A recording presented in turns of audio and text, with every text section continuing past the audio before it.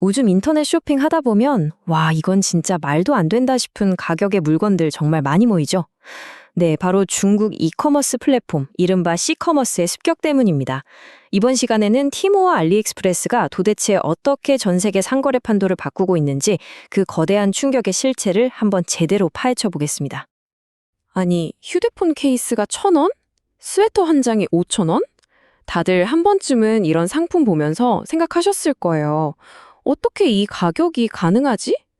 바로 이 질문이 오늘 우리가 함께 풀어볼 거대한 미스테리의 시작점입니다. 이게 그냥 잠깐 스쳐 지나가는 유행이 아니라는 건 한국 시장만 봐도 바로 알 수 있어요. 이 그래프 좀 보세요. 불과 몇 달 사이에 테모 월간 사용자가 200만 명에서 600만 명을 그냥 훌쩍 넘어버렸습니다. 거의 3배죠? 이건 뭐 성장세가 아니라 거의 폭발 수준이에요.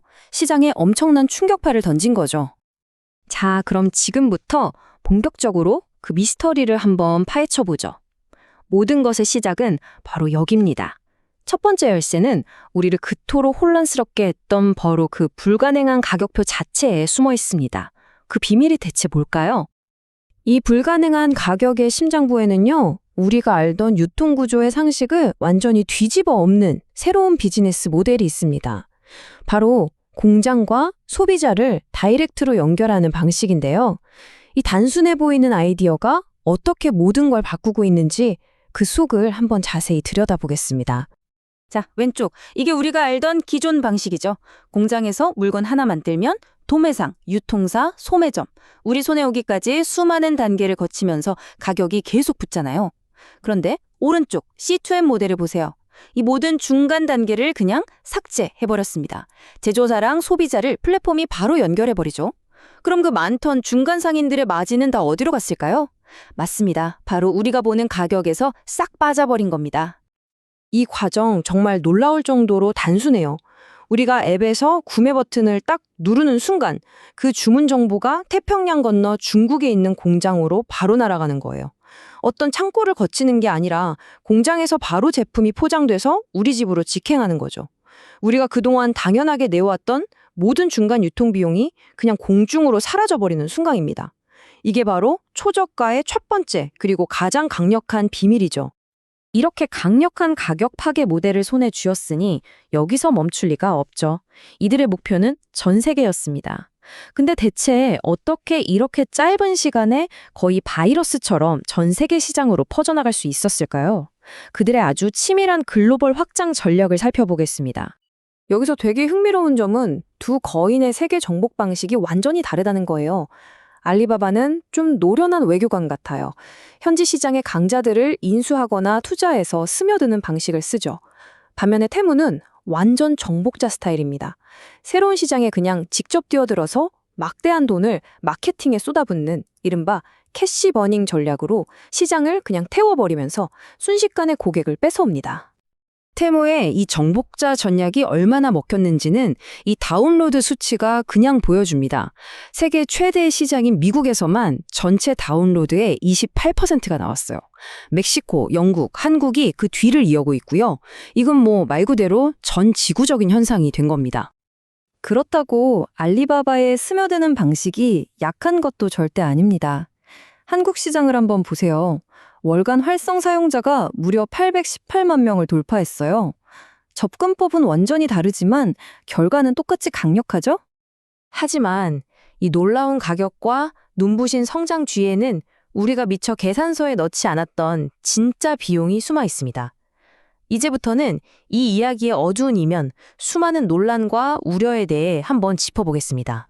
초저가의 또 다른 비밀은 바로 이 데미니미스라는 좀 어려운 이름의 법 허점에 있습니다. 이게 뭐냐면 아주 간단히 말해서 일정 금액 이하의 소액 해외 직구 상품은 관세랑 세금을 면제해지는 제도예요. C커머스가 바로 이 점을 기가 막히게 파고드는 겁니다. 국내 판매자들은 단련히 내야 하는 세금을 이들은 합법적으로 피하면서 출발선부터 다른 가격 경쟁을 하는 거죠. 말 그대로 그들만을 위한 세금풀이 비밀 통로가 있는 셈입니다. 그리고 문제는 세금뿐만이 아닙니다. 우리 개인정보는 과연 안전하게 관리되고 있을까? 아이들이 쓰는 장난감은 안전할까? 짝퉁 상품 문제는? 그리고 가장 심각하게는 이 상품들이 혹시 강제노동의 산물은 아닐까? 전 세계적으로 제기되는 우려가 정말 꼬리에 꼬리를 물고 있습니다. 특히 이 강제 노동 문제에 대해서요. 2023년 미국 하원위원회 보고서는 아주 직설적으로 지적합니다. 테모는 위구르 강제노동 방지법 준수를 보장하기 위한 검사나 시스템을 갖추고 있지 않다. 이건 그냥 가볍게 넘어갈 수 없는 정말 심각한 의혹입니다. 자, 그렇다면 이 모든 것들이 결국 우리 소비자들과 국내 경제에는 어떤 영향을 미치고 있을까요? 마지막으로 시커머스가 일으키고 있는 이 거대한 충격파의 결과를 분석해 보겠습니다. 그럼 우리는 왜 이 플랫폼들을 쓸까요? 답은 너무나 명확합니다. 이 그래프가 보여주듯이 압도적인 이유는 딱 하나, 저렴한 가격입니다. 다른 어떤 이유보다도 이 가격이 우리를 끌어당기는 가장 큰 힘인 거죠. 하지만 그 저렴한 가격의 대가는 뭘까요? 이어서 실제 사용자들이 뭘 불편해하는지 보니까 낮은 품질과 긴 배송 시간이 가장 큰 불만으로 나옵니다.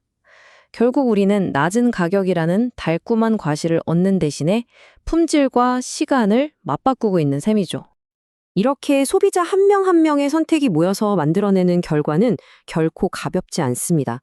국내 소매 업체들은 생존을 위협받고 국내 제조업 기반은 뿌리채 흔들리고 심지어 장기적으로는 우리 경제가 이 거대 플랫폼에 종속될 수 있다는 경고까지 나오고 있습니다.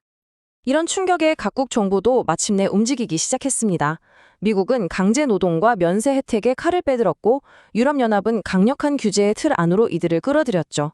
한국 역시 안전성과 개인정보 문제에 대한 조사에 착수했고요. 이른바 기울어진 운동장을 바로잡기 위한 싸움이 이제 막 시작된 겁니다.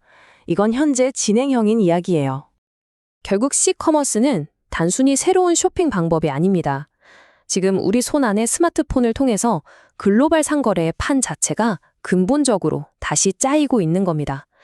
자, 그렇다면 과연 우리 경제는, 그리고 우리는 이 다음 단계를 맞이할 준비가 되어 있을까요?